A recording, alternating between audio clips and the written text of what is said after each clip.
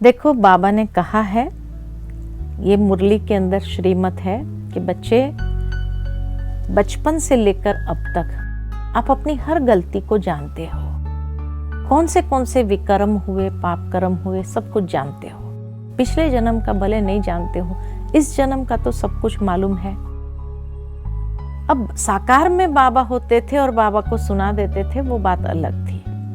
अभी अगर मान लो कि आप निमित्त को भी बताना नहीं चाहते हैं, इसीलिए कि कहीं ऐसा ना हो कि उनका दृष्टिकोण मेरे प्रति बदल जाए, तो कोई बात नहीं। बाबा ने तो श्रीमत दी हुई है कि बच्चे लिख करके आप दे दो, लेकिन ऐसे नहीं कि बार बार वो गलती करते रहे और बार बार बाबा ने कहा इसलिए लिख करके देते जाए। ये नहीं चलेगा, उससे माफ नहीं होगा। मातेश्वरी जी कहते थे हमेशा कि पुरुषार्थ उसको कहा जाता है कि जो गलती हो गई वो दोबारा रिपीट नहीं होनी चाहिए।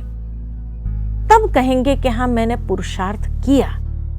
अगर मेरे से बार बार वो गलती होती जाती है तो फिर मैंने पुरुषार्थ क्या किया? पुरुषार्थ तो किया नहीं। तो जो चीज का पुरुषार्थ ही नहीं है तो भगवान भी कैसे उसमें रियायत दे सकते हैं? तो इसीलिए मान लो कि आपने रियलाइज किया ये गलती है और ये गलती दोबारा नहीं होनी चाहिए, तो आप बाबा से लिख करके देते हो, पूरी सिचुएशन को लिख करके दो और फिर दृढ़ संकल्प भी करो बाबा के सामने कि बाबा, मैं प्रॉमिस करता हूं आगे से दोबारा ये गलती रिपीट नहीं होगी। तब जाकर के जो लिखा है उसमें आधा माफ हो सकता है ना। लेकिन उसके बाद सचमुच परीक्षा आएगी। परीक्षा माया भी देखती तो है ना, तो इसीलिए परीक्षा आएगी। और फेल हो गए तो फिर वो लिखा हुआ में आधा माफ नहीं होगा, क्योंकि वापस उसके वश हो गए।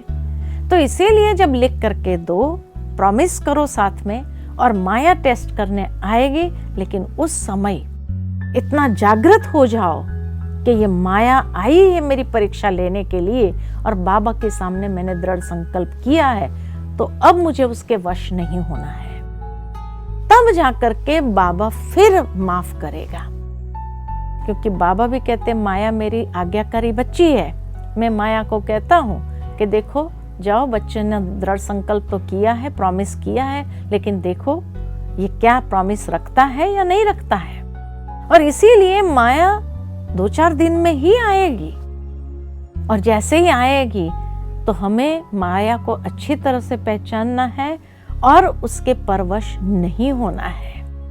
अगर पास कर दिया उसके बाद बाबा माफ करेगा, तब तक नहीं। इसीलिए कहा कि बाबा को लिख करके दो। लेकिन फिर क्या करो?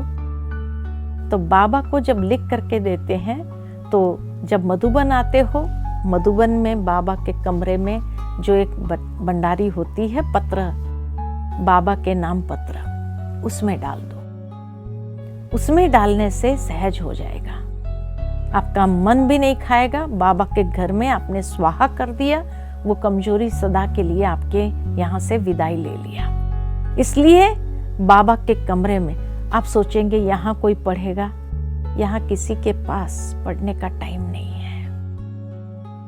इतने सारे पत्र रोज के पेटी भर करके निकलते हैं, कौन बैठ के पढ़े? और किसका किचड़ा क्यों कोई पढ़ करके अपने अंदर समाना चाहेगा? बिल्कुल नहीं। वो सारे पत्र जो बाबा के नाम होते हैं कोई नहीं पढ़ता है, और उसको सीधा जाकर के बॉयलर में जला दिया जाता है।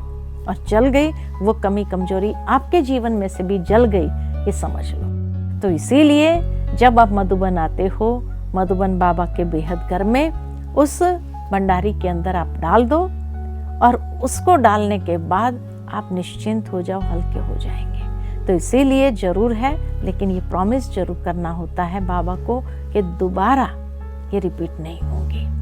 और बाबा की आज्ञाकारी बच्ची माया आएगी परीक्षा लेने के लिए, लेकिन क्योंकि देखेंगे तो सही ना कि आखिर भी प्रॉमिस किया है तो कितना उस प्रॉमिस पर रहते हैं, दृढ़ रहते हैं या कमजोर पड़ जाते हैं। तो इसीलिए जैसे ही माया की परीक्षा आए, बस दृढ़ संकल्प के साथ उसको ओवरकम करना है। तब जाकर के यह आधा माफ हो जाता है। ठीक है।